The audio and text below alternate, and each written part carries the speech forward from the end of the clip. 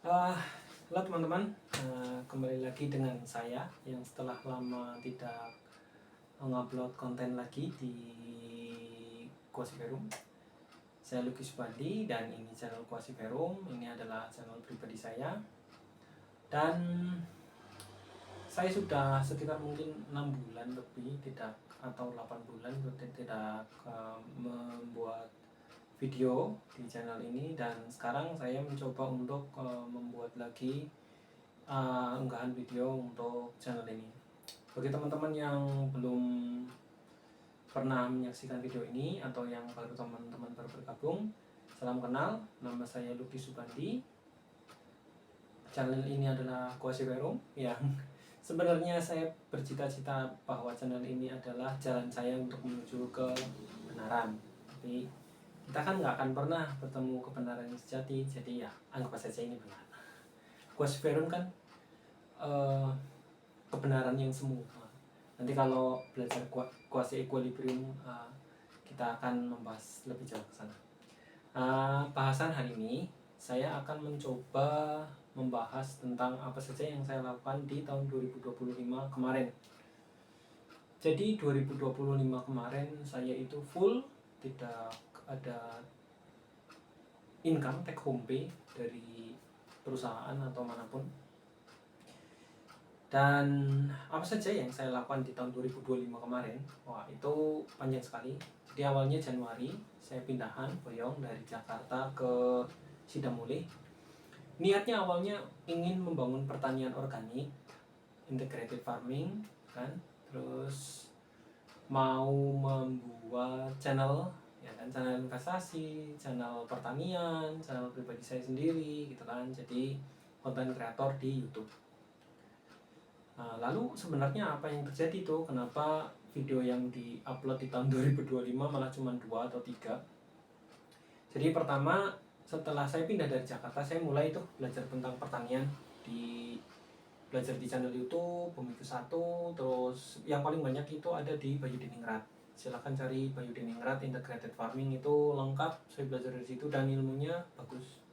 Walaupun ya ada beberapa prasyarat untuk sukses di situ, ya tapi teman-teman take journey sendirilah. Nah, Februari, melangkah ke Februari, saya tuh di Februari itu mulai tanam banyak tanaman tuh. Ada cabai, ada semua sayuran lah, cabai, kangkung, bayam, daun bawang, somas lah. Itu mulai Februari, dan Januari Februari itu saya sudah mulai membuat pupuk kompos, tapi yang metode Berkeley. Itu metode yang sangat capek, bolak-balik, terpapar dengan amonia yang sangat tinggi, jadi saya bawa amonia udah hafal. Nah, setelah itu beranjak ke bulan Maret. Bulan Maret kan Ramadan ya, saya libur sepenuhnya tuh ibadah. Nah ini bentar lagi Ramadan juga ya, marhaban ya Ramadan. Allahumma barik lana fi Rajaba wa balikna Ramadanana. Berikanlah kami keberkahan ya Allah di bulan Rajab ini, dan sampaikan kami ke bulan Ramadan. Nanti nggak tahu ya, nanti Maret saya kegiatannya mau ngapain, tapi insya Allah ya utamanya ibadah lah insya Allah. Nah, tahun kemarin di bulan April itu saya mulai menanam labu siam dan labu kuning. Nah, labu siamnya itu nggak jadi sama sekali. Jadi buat teman-teman yang berniat menanam labu siam di daerah pantai, ya kan Rawalo ini Sidamuli Rawalo ya. Rawalo itu nggak deket sih dari pantai, ada jarak sekitar 40 kilometeran, tapi dia tuh udah dataran rendah. Jadi jangan pernah berpikir untuk menanam labu siam di dataran rendah atau dekat pantai panas, karena insya Allah nggak jadi. Saya udah tanam berkali-kali, gagal semua. Berapa benih itu. Berikutnya, alhamdulillah kemarin tuh waktu bulan April niat pengen work from anywhere, ya kan, work from home, tapi cari-cari sebulan nggak dapet. Akhirnya back lagi ke pertanian karena waktu itu masih nyenengin, ya kan, sangat membahagiakan, gitu kan, sangat membuat refresh lah. Nah, balik lagi ke nanam labu kuning. Kebetulan labu kuningnya bagus-bagus tuh, jadinya bagus-bagus, hasilnya belum kelihatan bulan itu tapi daunnya lebar-lebar, dan saya buat lanjaran. Lanjarannya bagus banget lah, top quality lah, buat sendiri 1 bulan. Dan selama bulan Mei itu juga beli komputer atau server di depan buat self hosting. Alhamdulillah kepake. Sekarang kalau misal mau nyalakan ya servernya nyala, tapi kemarin kayaknya pernah sekali kena serangan, jadi keyboard sama mouse saya pernah sekali bergerak sendiri, tapi ya udah, habis itu saya matikan semua akses internet saya matiin, putus semua, habis itu sembuh. Tapi jadi paranoid sekarang, self host jadi ya jarang-jarang nyalain, nggak dur. Waktu itu sempat 1 pekan itu tanpa kontrol dinyalakan terus. Dan thread yang masuk ke Cloudflare yang kesaring itu sehari 2 serangan. Itu membuat paranoid, tapi ya udahlah, pengalaman. Yang penting jangan simpan nomor-nomor atau data yang informasi yang berharga di PC sih, insya Allah. Nah, bulan Juni itu kebetulan waktu itu saya sedang giat bertani, melihara kambingnya mertua, melihara ayam sendiri. Terus ada yang nawarin kambing, ya udahlah saya beli, walaupun waktu itu nggak tahu kalau itu kambingnya kemahalan ya. Habis itu udah beli banyak, lumayan lah, modalnya keluar banyak. Terus ada yang nawarin lagi, kebetulan itu anaknya temennya mertua kan, jadi nggak enak ditawarin dengan kualitas kambing lebih bagus tapi harga lebih murah, tapi saya udah nggak punya modal untuk beli lagi gitu kan. Ya udah, itu jadi kalau misal nanti teman-teman mau melihara kambing, ingat spek untuk beli kambing yang bagus itu adalah badannya tegap, ya kan, umurnya ditanya berapa. Kalau umurnya masih muda, badannya udah bagus, beli aja. Tapi kalau umurnya masih muda kecil ya pikir-pikir dulu lah. Dan kebetulan kemarin ada yang indukan bagus, gemuk, jadi saya ambil aja. Nah, jadi waktu bulan Juni itu fokus melihara kambing. Bulan Februari saya udah tanam pakcong. Jadi Februari beli bibit pakcong 5 kilo, saya tanam, dapat sekitar ya 14 meter lah kalau nggak salah. 14 meter atau 15 meter lah. Itu bagus karena dirawat full ya, disirami, udah kayak nanam bunga lah. Sirami, dipupuki, dijaga, dicabutin rumput, pokoknya bagus, hasilnya juga bagus, gemuk ya kan. Nah,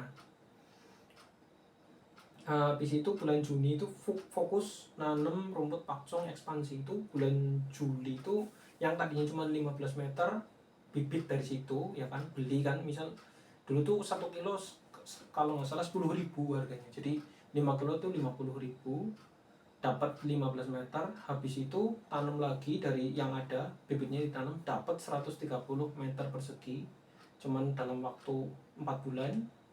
Itu kan investasi tuh, kalau saya mikir kan, wah ini investasi nih gitu kan. Dari yang tadinya nanam 15 meter jadi nanam 130 meter, itu kan hampir 80% atau 80% lebih, saya nggak ngitung. Dapat sebanyak itu kan, saya ini peluang investasi yang bagus. Nah, waktu itu saya juga tahun 2023 kan saya mulai belajar investasi itu, jadi paham banget lah, kunci dari investasi adalah keberlipatan. Jadi kenapa pertanyaan akan menggiurkan, seakan-akan menggiurkan, karena lipatannya itu sangat cepat. Jadi dari yang tadinya kayak saya itu bibit 5 kilo, mungkin bisa jadi dalam 4 bulan tuh bibit itu berubah jadi 5 kali 8 lah, 40 kilo. Cepet banget gitu, 4 bulan itu berlipat-lipat lah. Nah, bulan Agustus ya kan, saya fokus tuh buat kebun serai. Dan panen pakcong kan nggak mungkin 1 kali panen selesai kan, pasti ada yang ketinggalan gitu kan, bibitnya dia bawain ke sana panen pakcong. Bulan Agustus pabat full, bulan September full tanam, total itu jadi 300 meter persegi pakcong. Wah, itu cepet banget kan, growth-nya itu eksponensialnya cepet banget lah. Nah, Oktober saya tanam pakcong dan odot itu full bisa dapat 600 meter persegi. Itu luar biasa sih. Coba bayangin, dari Februari sampai Oktober itu kan 8 bulan, yang tadinya 15 meter jadi 600 meter. Itu berapa persen coba? 4.000% investasi itu, ya kan? Wah, itu kalau mikir pertanian ya di situ, kalau mau Cuma nanti ada masalahnya itu kelihatan. Jadi saya waktu itu mikirnya itu oke, pakcong dan kambing dan geliriside itu investasi, tabungan. Nanti kambingnya beranak, simpen terus. Buat kandang, simpen terus sampai banyak. Nah, itu pemikiran. Buat harian, kan waktu itu saya tanam cabai sekitar 5 meter aja, 5 meter, 10 meter kalau nggak salah, 10 meter itu dapat cabai itu sekitar 1/4 kilo atau 200 gram per 3 hari. Bayangin kalau saya nanamnya 50 meter, kan berarti per 3 hari dapat 2 kilo, ya kan? Nalarnya seperti itu. Cuman nalar itu dibalikan oleh yang maha mempunyai alam, kan?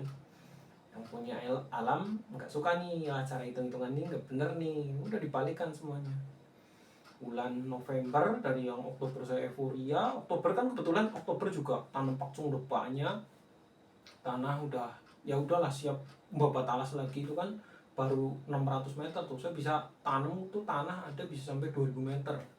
Kalau 2000 meter hitungannya itu bisa 20 kambing. Bayangin punya 20 kambing itu bisa bulanan tuh udah 3 sebulan, 2-3 itu kalau sehat. Kalau mati ya dikubur. Itu kata Pak Bayu Diningrat. Jadi itu mindsetnya, tapi dipukul langsung sama keadaan dan takdir, jebret. Bulan Oktober saya udah mulai seneng tuh, kambing saya satu melahirkan dan anaknya juga gede kan, pawakannya gede, sayang nyusuinya itu indukannya karena kurus, nyusuinya lelet dan sebagainya. Tapi saya nggak putus asa waktu itu, udahlah masih ada satu indukan yang lebih gede dan perutnya lebih gede lagi, lebih gemuk dan ambingnya lebih besar lagi. Wah, ini nyusunya lebih banyak. Ternyata pas lagi saya tungguin tuh lahirnya berapa, sering ke kandang malam-malam dan sebagainya, capek. Dan akhirnya di tanggal 8 November kalau nggak salah, 8 November tahun lalu kambingnya melahirkan. Sampainya sehat, gede, lebih gede daripada yang sebelumnya, cewek. Nggak urusan, saya tuh lebih suka kambing betina malahan daripada kambing jantan.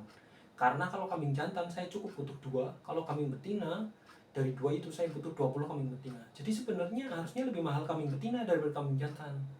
Tapi entahlah ya, pemelihara kambing kan mindsetnya bukan investasi. Nah,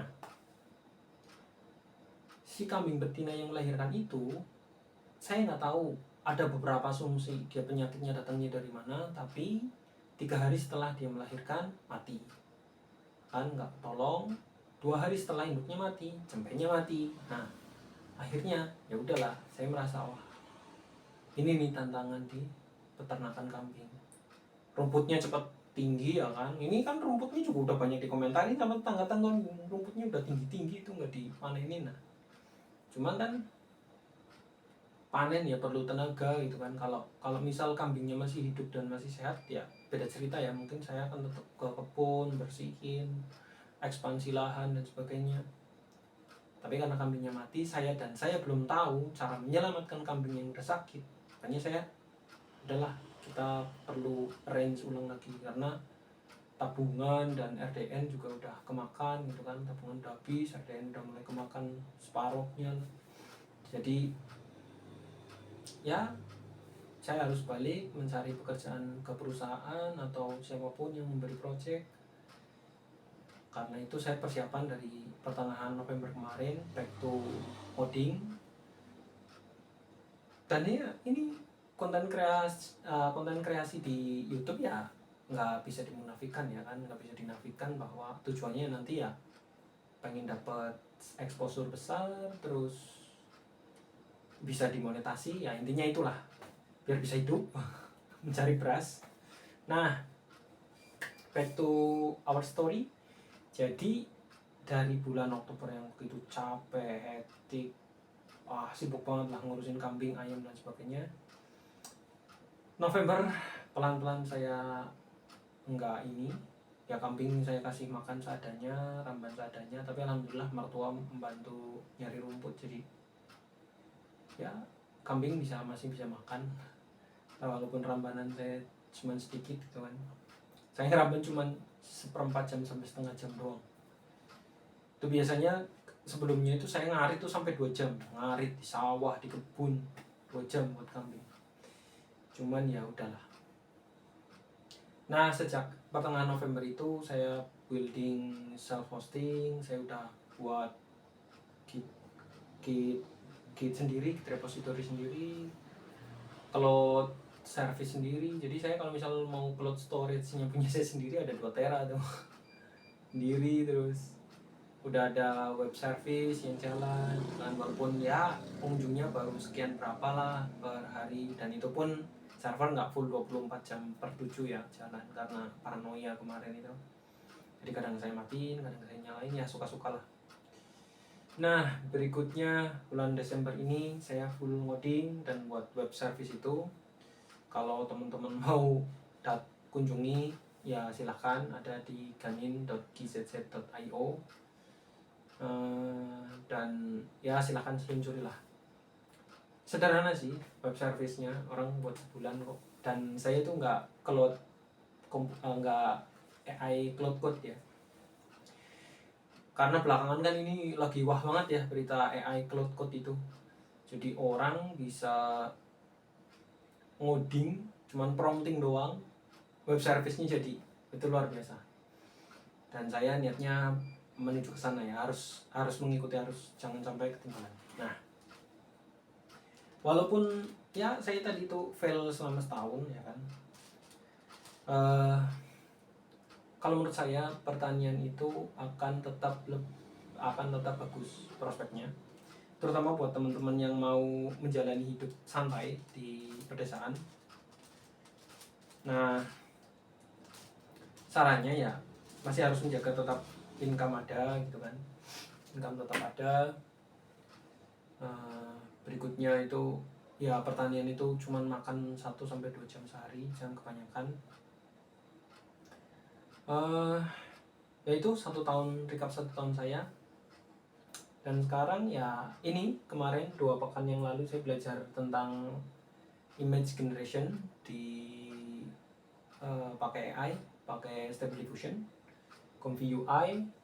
Installnya lumayan lah ya, sehari lah cukup. Tapi habis itu learning curve-nya itu lumayan tajam, tapi ya lumayan lah.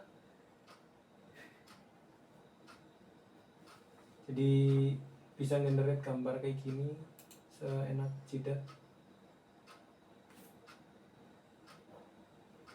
Cuman ya prompting tuh penting banget buat image generation. Terus buat investasi ya, ini karena lagi momen bullish-bullishnya. Kalau buat saya saran saya buat teman-teman ya siap-siap tarik aja dananya dari RDN, karena habis bullish biasanya bearish. Tapi nanti bearishnya kemungkinan sebelum pembagian dividen, itu sekitar bulan Maret ya, Maret atau April. Itu mau pembagian dividen, sebelum itu kalau bisa dijual, kalau bisa jual di exit sih. Udah, itu dari saya. Sepertinya udahan. Mungkin akan bahas yang aneh-aneh ya sambil main ini ya, Rubik. Jadi sambil main, sambil ngobrolnya nggak jelas selama 1 tahun itu ya kan, tambah-tambah lah. Tapi materinya sebenarnya udah selesai. Jadi kalau buat teman-teman yang mau out ya, yang mau berhenti dengerin ya, monggo. Begitu. Jadi tapi cloud code itu luar biasa sekali sih. Jadi yang para owner itu mereka 1 orang, jadi one man one company itu. Ya zamannya sudah berubah. Dan sekarang itu saya kan punya anak juga ya, umur 3 tahun lebih itu, dan dia konsumsi layarnya tuh udah kacau ya, beda generasi sama generasi kita itu kan, milenial. Nah itu ya kita harus beradaptasi juga, karena dulu orang tua kita itu mengajari anak kita dengan mindset paradigma mereka saat mereka muda, dan endingnya ya kita terbentuk untuk siap hidup di zaman mereka, bukan siap hidup di zaman kita. Apalagi tentang pendidikannya di sekolahan. Jadi ada banyak orang yang gagal paham bahwa ya sekolah itu ya bukan tempat untuk sekedar cari ilmu doang atau cari jasa doang. Jadi udah cari ilmu udah mulia lah, cari jasa kan sebenarnya ya praktikal lah, pragmatis. Walaupun nggak semulia cari ilmu, tapi ya nggak cuma cari ilmu sama cari jasa. Karena yang setelah saya udah jalani, lebih penting lagi itu punya teman. Dan teman baik itu lebih penting daripada sekedar teman.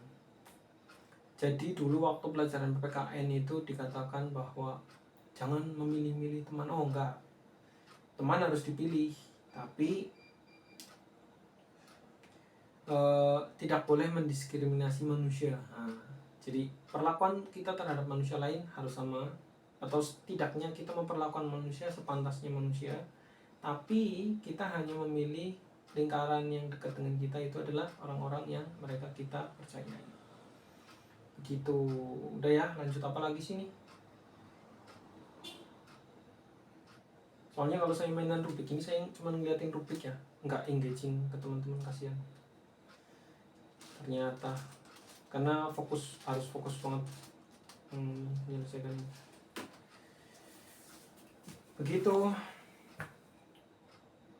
Ya udahlah, kita akhiri aja. Oh iya, soal Megatrust kan hari ini udah ada gempa di Aceh dan ada gempa di Bantul. Walaupun skala Richternya berempat ya kan. Buat teman-teman siap-siap aja ya kan, yang apalagi yang nggak punya kerjaan terus mau gempa, ikhlasin aja ya. Kita di dunia ini udah cukup lama kok. Yang penting pas lagi kita kena gempa bencana, banyak-banyak ini ibadah gitu kan. Jadi nanti kalau ketemu Gusti Allah udah menghadap dengan siap, ya mati dalam keadaan ibadah.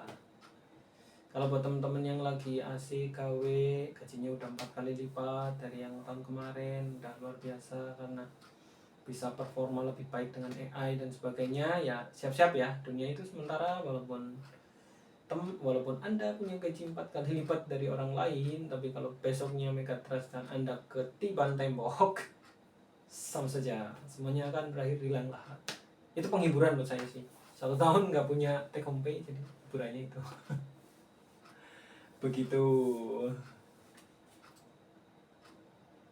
Ini sayang generate-nya itu, aduh high masih low high gini. Nah, gak bisa disetting. Ya ini kalau saya mau setting ini mungkin jadi membosankan ya.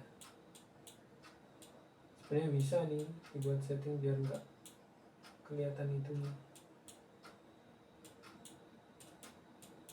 Nah, awalnya itu kita pakai model dasar ya, checkpoint, masuk ke prompting. Nah ini ada styling nih, ada styling. Nah di sini ada LoRa, kolom LoRa. Ini prompting positif, ini prompting negatif, ini ada control net. Ini ada IP adapter. Terus habis itu di sini ada key samplernya. Nah ini hasilnya nih, kan? Saya selama belajar gambar 30 tahun itu gak pernah bisa dapat gambar sebagus ini, ya kan? Gak pernah bisa dapat gambar sebagus ini. Walaupun ya jarinya masih kayak gini nih, jarinya belanglang-belanggung, tapi kita bisa akalin nanti lah, nggak tahu gimana caranya. Tapi kualitas gambarnya itu udah bagus banget nih. Ini nih, ya. Ya walaupun masih belanglang-belanggung kayak gini ya. Tapi ini udah bagus banget. Saya belajar 20 tahun, 30 tahun gambar tuh nggak pernah sebagus ini. Gitu, ini yang saya pakai itu model Ragnarok. Ini model yang paling bagus tapi yang rada tidak sensual ya, cukup realis. Begitu, jadi bahas lebih lanjut tentang Stable Diffusion ya. Jadi gambar yang di-generate oleh Stable Diffusion itu gambar yang dia itu sebenarnya gambar yang diciptakan oleh algoritma. Nah, algoritma itu kumpulan pemrosesan angka-angka. Jadi di komputer itu pemrosesan angka-angka, dan angka-angka itu adalah angka yang disusun berdasarkan logik yang diajarkan ke AI. Jadi sebenarnya artificial intelligence itu bukan artificial intelligence. Jadi bukan artificial, itu bukan buatan yang benar-benar buatan gitu kan, kayak meja ini dibuat gitu kan. ini hasil karya baru dari sesuatu yang tidak ada. Tapi enggak, artificial intelligence AI itu atau mesin yang sudah diberi kecerdasan itu sebenarnya bukan artificial intelligence tapi legacy intelligence. Legacy ini dalam artian bahwa kecerdasan yang diberikan ke si mesin ini, dia itu adalah warisan dari para programmer yang memprogram logiknya. Jadi AI generation itu cuma kumpulan logik yang dilatih oleh para developer melalui proses tertentu dengan sampling tertentu. Jadi kunci utamanya itu ada di statistik. Nah, statistik, sampling, terus mereka mengurutkan sesuai prompt. Jadi kan prompt minta apa, terus mereka narik tensor vektornya kemana, narik kemana, jadilah lukisan gambar yang diinginkan. Tapi bentuknya adalah angka. Saya nggak ngerti itu angkanya jadinya kayak gimana. Itu kan 01010110 atau berapa gitu kan. Nah, si angka itu endingnya didekode lagi, ya kan? Didekode jadilah mapping warna. Nah, setelah jadi mapping warna itu berbentuk. Nah, itulah kenapa AI bisa menggenerate gambar. Tapi kelemahannya adalah karena AI itu cuma logik, kita nggak bisa meminta AI itu mengikuti tes yang kita punya, kecuali kita embedding logic di mereka lagi. Artinya checkpoint yang udah ada kita kasih training lagi sesuai dengan keinginan kita. Padahal sebenarnya ini yang udah dicapai oleh agentic AI di codingan. Jadi agentic AI itu baru ada di dunia perkodingan, pemrograman, dimana AI itu punya memori. Nah, memori itu base keputusan nanti tuh logiknya ada ke memori gitu loh. Nah, si memori ini itu ingatan. Kalau AI itu nggak punya ingatan, dia itu profesor, ya kan, atau PhD lah, jangan profesor terlalu filosofikal, dan AI belum nyampe ke situ. AI itu paling levelnya PhD yang dia jago di satu field tertentu, gitu kan. Kalau ChatGPT jago ngoceh dan memberikan data yang absurd. Nah, dimana PhD ini tuh amnesia. Dia punya pengetahuan logika yang PhD, tapi dia nggak punya ingatan. Dia punya ingatan cuma prompt terakhir gitu kan. Kalau di program dia cuma ingat 3 prompt terakhir, 3 prompt terakhir. Kalau dia di program satu thread chat, ya satu thread chat. Nah, si AI yang amnesia ini, ya bayangin aja, lu ngobrol sama PhD yang amnesia. Habis ngobrol nih, ini Ruby gimana nyelesain? Oh, gampang itu satuin aja di warna yang sama. Oh, kalau ada kasus ini gerakannya ke sini. Oke, ke sini gerakannya ke sini. Terus kita pentok nih, ini model warna kayak ini gimana ya? Dia itu kayak nggak tahu bahwa kita progresnya tuh udah sampai mana. Dia nggak tahu bahwa kita udah nyimpen warna putih sama warna kuning ini, tiga kotak ini, 9 kotak ini. Dia itu gampang, itu tinggal tarik aja lah. Ini kalau biru ini ditarik ke sini, yang putih sama merahnya, putih sama kuningnya rusak. Dia nggak tahu bahwa kita udah sampai ini, karena dia nggak nyimpen step-nya kita tuh, seperti itu. Itulah AI yang generatif AI itu adalah amnesia PhD, amnesia filosofik dokter.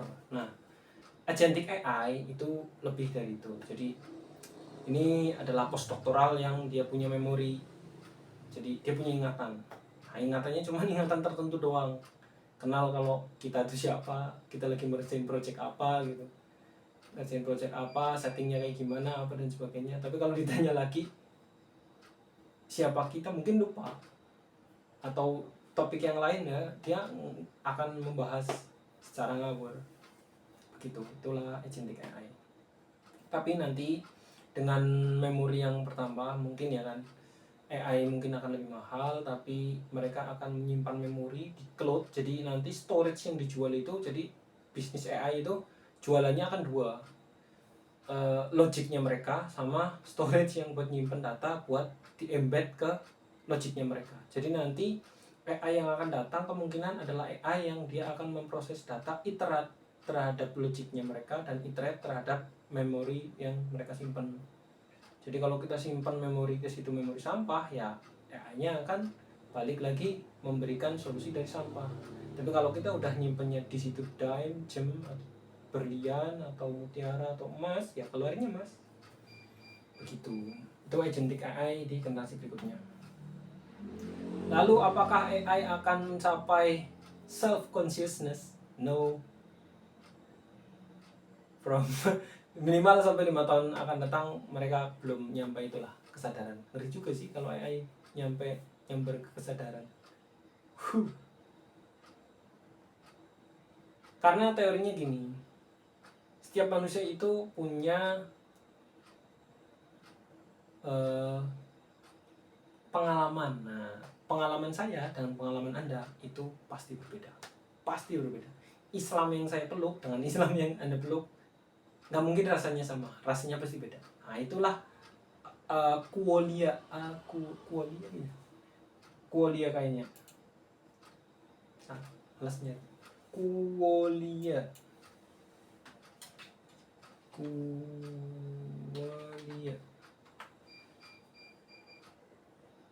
Oh iya benar, kualia. Nah, jadi itu adalah how I feel something. Pengalaman yang saya dapatkan dari saya merasakan sesuatu itu belum bisa didapatkan oleh legacy intelligence.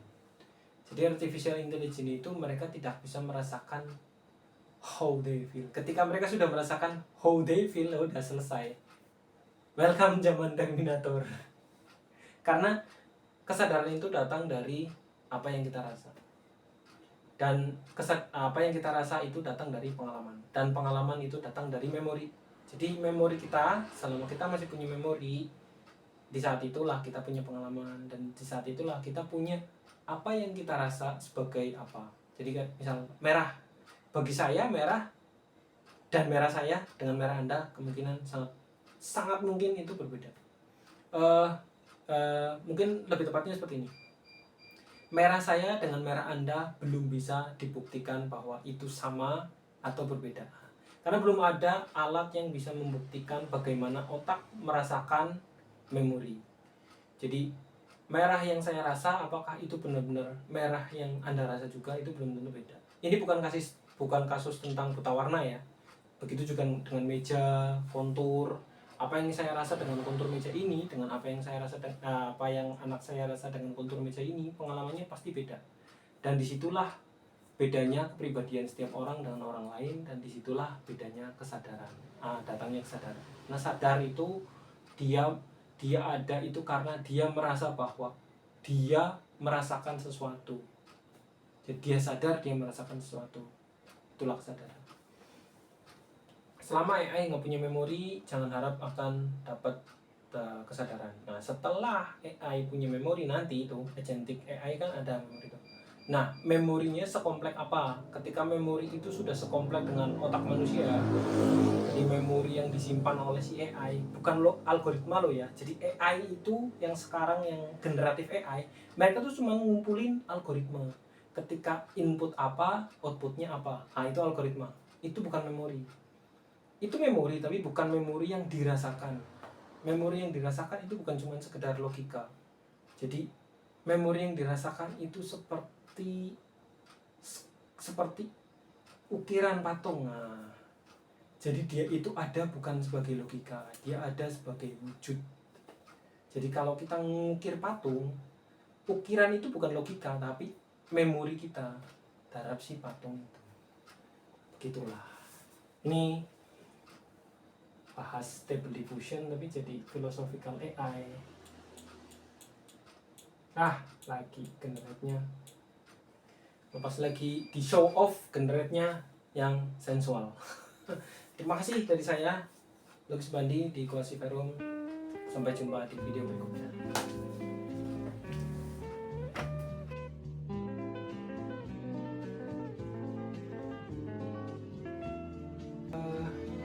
Buat teman-teman yang belum punya investasi, saran saya investasi, karena